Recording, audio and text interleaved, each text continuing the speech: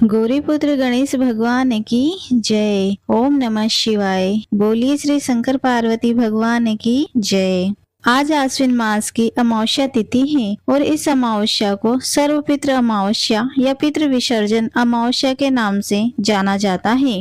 आज मैं आपको पितृ विसर्जन अमावस्या की बड़ी ही दुर्लभ कथा सुनाने जा रही हूँ, तो आप सभी इस कथा को बड़ी ही श्रद्धा और प्रसन्न चित्त मन से पूरा अवश्य सुनिए। एक समय की बात है, वनवास के दौरान भगवान राम, लक्ष्मण और सीता सहित महामलय पक्ष के दौरान श्राद्ध करने के लिए गया धाम पहुँचे थे। गया धाम पितरों के तर्पण के लिए एक ऐसी जगह है जहाँ माता सीता ने अपने ससुर राजा दशरथ का पिंड दान किया था। ऐसा माना जाता है इस स्थान पर पिंड दान करने से पितरों की आत्मा की शांति के साथ साथ स्वयं पितरों के ऋण से भी मुक्ति मिलती है। श्राद्ध के लिए सामग्री जुटाने के लिए भगवान राम और लक्ष्मण नगर की ओर चले थे। उसी दौरान माता सीता ने दशरथ का पिंडदान गया में किया था।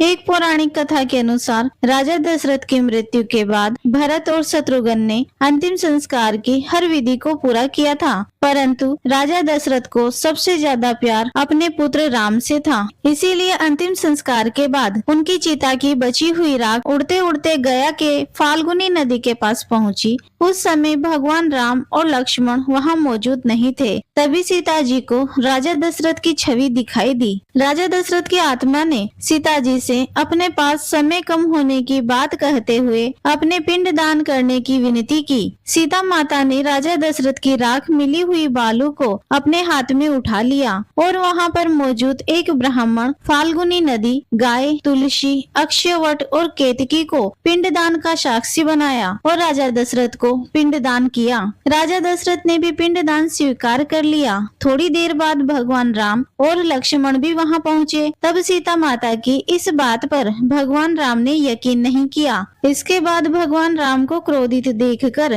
ब्राह्मण, फाल्गुनी नदी, गाय और केतकी ने झूठ बोलते हुए कहा कि ऐसी कोई भी बात नहीं हुई है, जबकि अक्षयवट ने सच बोलते हुए सीता माता का साथ दिया। ऐसे में सीता माँ ने क्रोधित होकर चारों जीवों को श्राप दिया। फाल्गुनी नदी को श्राप दिया कि वह जल से विहीन रहे, तुम सिर्फ नाम मात्र की नदी बनकर ही रहोगी। केतकी को श्राप दिया कि तुम्हारा फूल किसी भी पूजा में काम नहीं आएगा, इसीलिए केतकी का फूल पूजा पाठ में वर्जित माना जाता है। गाय और ब्राह्मण को श्राद्ध में पुनः साक्षी होने का श्राप दिया। अक्षयवट को वरदान दिया कि तुम्हारी आयु दीर्घायु हो और जो पतिव्रता स्त्री तुम्हारी पूजा करे उसके भी पति की आयु दीर्घायु बने। इसके बाद भगवान पितृ विसर्जन अमावस्या का महत्व बताते हुए कहते हैं कि इस दिन मुख्य रूप से स्वर्ग लोक से मृत्यु लोक पर 16 दिन के लिए मृत्यु लोक पर आए हुए पितर विदा होते हैं। जो श्रद्धालु लोग अपने पितरों को इस दिन विदा करते हैं, उनके पितृदेव उन्हें आशीर्वाद प्रदान करते हैं।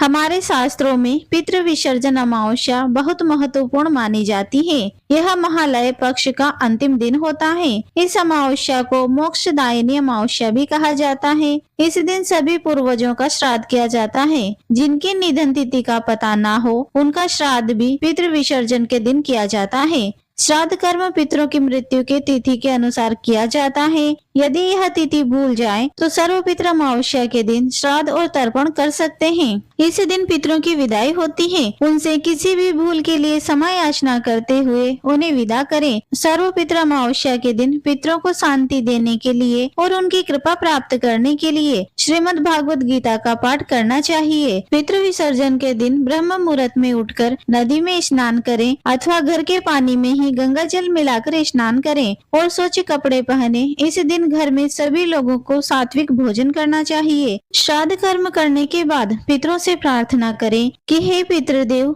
आप परिवार के सभी सदस्यों को आशीष देकर अपने लोक को जाएं। तो यह थी पितृ अमावस्या की पौराणिक कथा। पितृ अमावस्या के दिन इस कथा को जो भी सुनता है उसकी सभी मनोकामनाओं की पूर्ति होती है। बोलिए श्री शंकर पार्वती भगवान की जय। बोले श्री राधा कृष्ण भगवान की जय। हर हर महादेव।